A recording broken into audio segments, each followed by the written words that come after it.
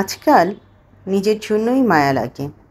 এতবার ভাঙার পরও কিভাবে যেন জোড়া লাগে আবার। সবাই বলে, তুমি তো খুব শক্ত। কিন্তু কেউ বোঝে না এই শক্তির নিচে ঠিক কতটা ক্লান্তি জমে আছে। যখন নিজের কাঁধে হাত রাখার মানুষ থাকে না, তখন নিজের হাতেই মাথা রাখি। একসময় সবাইকে আগলে রেখেছি, আজ নিজেকে আগলে রাখার মতন আমার পাশে কেউ নেই। সব কিছু ঠিক আছে বলেও ভিতরে কোথায় যেন সব এলোমেলো লাগে। মাঝে মাঝে আয়নায় তাকিয়ে ভাবি, এই মানুষটা কি সত্যিই আমি? আজকাল নিজের জন্য মায়া হয়। লেখক মাহবুব সর্দার সবুজ, কণ্ঠে সালমা। আসসালামু আলাইকুম, কেমন আছেন সবাই? টেস্ট অ্যান্ড টেলস উইথ সালমার একটি নতুন পর্বে আপনাদের সবাইকে অনেক অনেক আমন্ত্রণ জানাই। কাছে দূরে যেখান থেকে আমার আজকের ভিডিওটি দেখছেন, আশা করছি সবাই অনেক বেশি ভালো আছেন।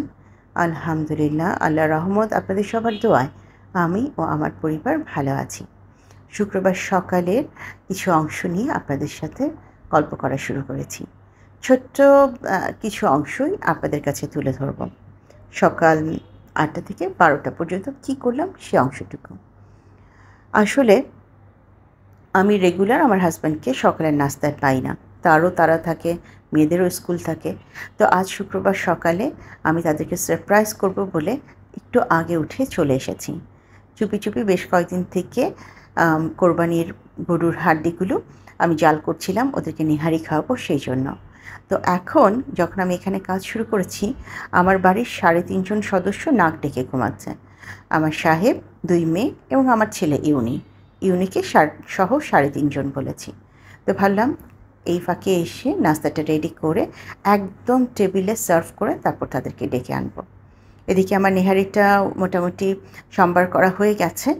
এটা আরও একটু হবার পর আমি অফ করে দেব। আর খালাকে দিয়ে পরোটা বানিয়ে রেখেছিলাম। এখন চটজলদি পরোটাগুলোকে ছেঁকে গুছিয়ে টেবিলে দেব। আর এরই মাঝখানে একবার গিয়ে আমি আস্তে আস্তে সবাইকে ডেকে আসবো যে তোমরা টেবিলে আসো, তোমাদের জন্য সারপ্রাইজ আছে। যদিও আমি জানি এটা দেখার পর তারা 3 জনই আকাশ থেকে পড়বে। তারা বলবে, কখন এটা করলে, জানতে পারিনি তো। কীভাবে জানবে? তারা তো বাসায় থাকে না, সারাক্ষণ দৌড়াদৌড়ি ছুটোছুটিতে থাকে। তো এই ধরনের সারপ্রাইজ তাদেরকে দিতে, এরকম কিছু করতে আমার সত্যি খুব ভালো লাগে। যেহেতু বর্তমান পরিস্থিতিতে একটা মানসিক ট্রমার মধ্যে দিয়ে আমি যাচ্ছি, কাজেই অনেক কিছু চাইলেও করতে পারছি না, ইচ্ছে করছে না। আবার নিজেকেও খানিকটা সময় দিচ্ছি এটা থেকে বের হয়ে আসার জন্য, কাটিয়ে নেওয়ার জন্য। আমি প্রচুর পরিমাণে চেষ্টা করছি দোয়া করতে, দোয়া পড়তে। বাকিটা আল্লাহ ভালো জানে কতটুকু দোয়া কবুল হবে। দেখুন না কি সুন্দর পরোটাগুলো ফুলেছে। আগে একটা সময় ছিল যখন সব আপুরা সুন্দর করে ফুলকো ফুলকো পরোটা বানাতো আর খুব সুন্দর করে ভাজতো। সেগুলো দেখে যে আমার কী হিংসাটা হতো বিশ্বাস করেন। তখন না আমি ভুটানে থাকতাম। আমি রুটি পরোটা খুব ভালো বানাতে পারি না, ওই চলায়েবল টাইপের। তো আমি যে মানচিত্র টাইপের রুটি কিংবা পরোটা যাই বানাতাম, আমার পরিবারের সদস্যরা ওটাকে গোল ভেবেই খেয়ে নিত। কিন্তু সেগুলো দেখানোর মতো ছিল না। যখন আমি দেখতাম যে আপুরা কী সুন্দর রুটি বানাচ্ছে, পরোটা বানাচ্ছে, সেগুলো ফুলকো করে ভেজে তুলছে, আমার সত্যি হিংসায় জ্বলে পড়ে মরতাম। এটা কিন্তু পজিটিভ হিংসা। এসব হিংসায় কারো কোনো ক্ষতি হয় না। তো সেখান থেকেই আমার একটা ইচ্ছা জাগলো যে আমি অবশ্যই ভালোভাবে রুটি পরোটা বানানো শিখব। এখন মোটামুটি রুটিটা আমি ভালোই বানাতে পারি, কিন্তু পরোটা আজ পর্যন্ত পারি না। কিছু চ্যালেঞ্জ আছে না, যে চ্যালেঞ্জগুলো আপনার জীবনে পজিটিভিটি নিয়ে আসে, আমি ঠিক ওই টাইপের চ্যালেঞ্জগুলো করতে খুব পছন্দ করি। কিছু না হোক, নিজের মধ্যে কিছু পরিবর্তন তো আসবে। এই যে যেমন ধরুন, আমি এখন ফুলকো পরোটা ভাজতে শিখে গিয়েছি আপনাদেরকে দেখে দেখে। কোনো এক সময় নিশ্চয়ই বানাতেও পারবো। অনেক আপুরাই সুন্দর করে পুরো পরোটার A to Z recipe share করেন। আমি তখন মুগ্ধ হয়ে তাদের সেসব রেসিপি দেখি, চিন্তা করি এর পরের বার আমিও বানাবো। হয়তো সেভাবে সময় সুযোগ হয় না বলে বানাই না, কিন্তু ইচ্ছা আছে খুব শীঘ্রই আমিও তাদেরটা ফলো করে পরোটা বানাবো। গল্প করতে করতে এদিকে কিন্তু রান্নাগুলো শেষ, আমি নেহারিটা বেড়ে নিচ্ছি। নেহারিটাও যে খুব ভালো পারতাম তা কিন্তু না। যে জায়গাটায় আটকে গেছি, এই যে আপনারা যারা আমার কুকিং চ্যানেলের আপুরা আছেন, আপনাদের চ্যানেল সার্চ করে করে সেখান থেকে সবার কাছ থেকে আইডিয়া নিয়ে এই নেহারিটা রান্না করেছি এবং সেই জন্য আপনাদের সবাইকে জানাচ্ছি অনেক ধন্যবাদ। আপনারা শেয়ার করেছেন বলেই আমি আপনাদেরকে ফলো করতে পেরেছি। মানুষের জীবনে প্রাপ্তি এবং অপ্রাপ্তির লিস্ট একরকম হয় না। কখনো কখনো কারো কারো প্রাপ্তির লিস্ট অনেক বড় হয়, অপ্রাপ্তির লিস্ট ছোট হয়, আবার কারো হয় সম্পূর্ণ উল্টো। আমার আলহামদুলিল্লাহ প্রাপ্তির লিস্টটা অনেক বেশি। আমি যখনই যেখানে গিয়েছি সবার কাছ থেকে অনেক ভালোবাসা পেয়েছি। আমি সর্বোচ্চটা দিয়ে চেষ্টা করেছি মানুষকে সাহায্য করতে। তাতে যে আমাকে মানুষ বাস দেয়নি সেটা বলছি না, অবশ্যই দিয়েছে। ব্যবহার করেছে, ছুঁড়ে ফেলে দিয়েছে, অপমান করেছে। আমি জাস্ট ইগনোর করে চলে এসেছি। কারণটা কি জানেন? ওই ২-৪ জন ছাড়াও যে আরও অনেকজন আমাকে ভালোবেসেছে। সময় কোথায় ওই ২-৪ জনকে প্রায়োরিটি দেওয়ার? যারা আমাকে ভালোবাসে তাদের জন্য এখনও আমার অনেক কিছু করার বাকি। কাজেই আমার মেইন ফোকাস থাকে যদি কোনোভাবে কাউকে এতটুকু সাহায্য করতে পারি। গল্প করতে করতে নাস্তা কিন্তু রেডি। সবার নাস্তা খাওয়াও শেষ। এখন টোনাটুনি আমরা দুজন মিলে একটু চা খাবো। আর চার পর্বটা শেষ করেই আপনাদেরকে নিয়ে যাব আমার এক চিলতে ছোট্ট ড্রয়িং রুমে। অবশেষে আমার ড্রয়িং রুমেও সোফা এসেছে। এখানে কালারটা যেটা দেখাচ্ছে আসলে সোফার কালার এর থেকে অনেক লাইট, এখানে অনেক বেশি ডিপ দেখাচ্ছে। জানি না কেন এরকম হচ্ছে, সম্ভবত মোবাইলের কারণেই এরকমটা হচ্ছে। তো সোফাটা এসেছে আসলে আরও কয়েকদিন আগে, কিন্তু বর্তমান পরিস্থিতির কারণে আমি সোফাটা আপনাদের সাথে শেয়ার করিনি। ওই যে দেখুন আমার বাদর যথারীতি ওখানে লুকিয়ে আছে এবং সোফা আসার পরের দিনই সে তার পা দিয়ে সোফার কভার আছড়ে সোফা উদ্বোধন করে দিয়েছে। কেউ বসুক বা না বসুক সে তার কাজ ঠিকঠাক মতন করে ফেলেছে। আপাতত ঘরে যেসব কুশন আছে তা দিয়েই চালাচ্ছি, তবে নতুন কুশন খুব শীঘ্রই আসবে। আর এই যে আমার বাদরের কাজ, সোফায় কেউ বসার সুযোগ পায়নি, তার আগেই সে যা করার করে দিয়েছে। এটা হচ্ছে সোফার সেন্টার টেবিল। আসলে নিয়ে আসার পর সেভাবে ক্লিন করা হয়নি, আর আজকে ভাবলাম যখন আপনাদের সাথে একটু শেয়ার করবই, সেন্টার টেবিলটাও একটু ক্লিন করে রাখি। তবে এই সেন্টার টেবিলটার ডিজাইনটা আমরা একটু অন্যভাবে করেছি, সেটা একটু পরে আপনাদেরকে দেখাচ্ছি। আর আজকে সেন্টার টেবিলটা সাজানো হবে প্রিয় হানিমধু আপুর মেট এবং আমাদের প্রিয় লাইফস্টাইল অফ দীপা থেকে, দীপা আপুর কাছ থেকে নেওয়া কিছু টিউলিপ দিয়ে।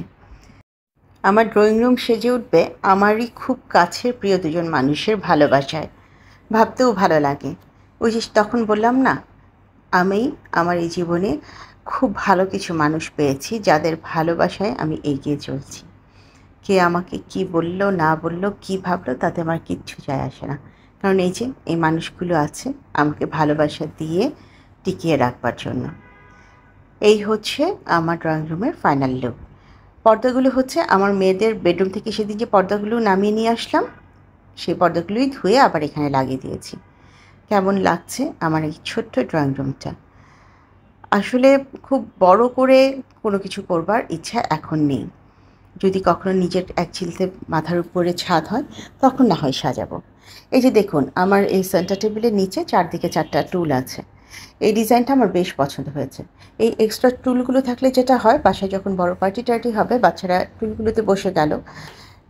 এখানে যেহেতু আমি 5 সিটের সোফা নিয়েছি, সাথে আরও 4টা টুল, মোটামুটি ড্রয়িং রুমেই আমি 9 থেকে 10 জন লোকের বসার ব্যবস্থা করতে পারবো। সে চিন্তা করেই এই টুলগুলো নিয়েছি। আর সবচেয়ে ভালো লেগেছে টুলগুলো বাইরে রাখার প্রয়োজন নেই, যেহেতু এটা ভেতরে চলে যাবে। তো এই জন্য সব কিছু মিলেই এইরকম একটা ডিজাইন আমার খুব পছন্দ হয়েছে। এবার আপনাদের পালা। এই ড্রয়িং রুমটা আপনাদের কেমন লাগলো? সোফার ডিজাইন, সেন্টার টেবিলের ডিজাইন এবং সর্বোপরি সব কিছু মিলে আপনাদের কেমন লাগলো অবশ্যই একটুখানি জানাবেন।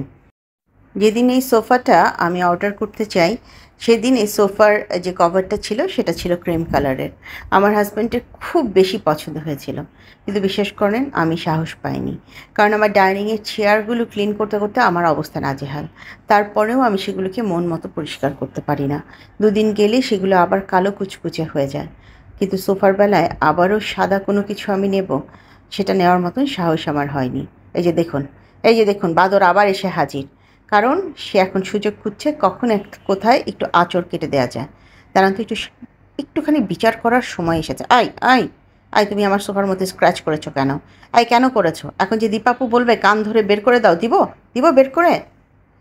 এই যে এটা হচ্ছে আমার সুরেক, এটা আগে এখানে ছিল, তো আবার এটাকে আমি এখানে এনে রেখেছি। এটা আসলে এমন পর্যায়ে আছে যাতে আমি পুরো ড্রয়িং রুমের ঢোকার দরজাটা খুলতে পারি আর সুরেকটাও ওখানে রাখতে পারি। আর এই টেবিলটা আপাতত এখানে রেখেছি, তবে এটাকে একটু শোপিস দিয়ে এবং অন্যান্যভাবে সাজানোর প্ল্যানিং আছে। এই টেবিলটাকে একবার ভাবছি কোনো একটা কর্নারে নিয়ে শোপিস দিয়ে সাজাবো, আবার ভাবছি এখানে আছে এখানেই থাক, দেখা যাক কতটুকু কি করতে পারি।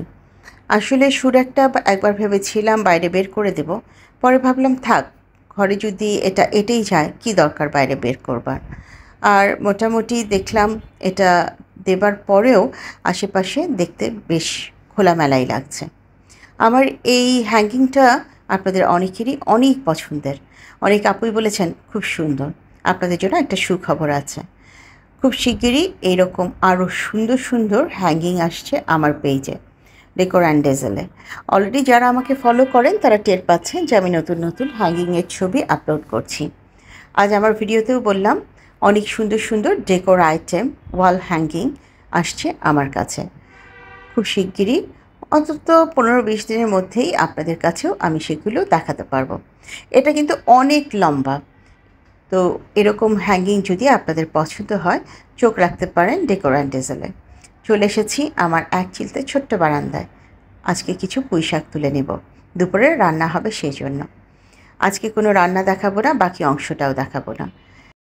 নিজের বারান্দার ছোট্ট ছোট্ট গাছে হওয়া এই পুঁইশাকগুলো আমাকে সত্যি আলাদা একটা আনন্দ দেয়।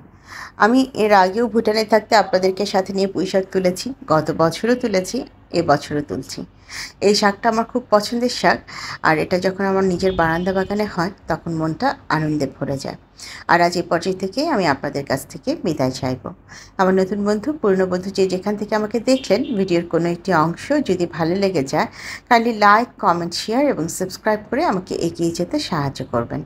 যারা প্রথমবারের মতো আমাকে দেখলেন, ভিডিওটি ভালো লেগে গেলে আমার বন্ধু হয়ে আমার পাশে থেকে যেতে পারেন। আপনাদের সবার সাথে দেখা হবে আগামী পর্বে। সে পর্যন্ত সবাই অনেক বেশি ভালো থাকবেন, নিজেদের খেয়াল রাখবেন। যদি আমার কোনো কথায় ভুল ত্রুটি থাকে অবশ্যই ক্ষমা সুন্দর দৃষ্টিতে দেখবেন। আজ তাহলে এ পর্যায় থেকে বিদায় নিচ্ছি। আল্লাহ হাফেজ এবং আসসালামু আলাইকুম।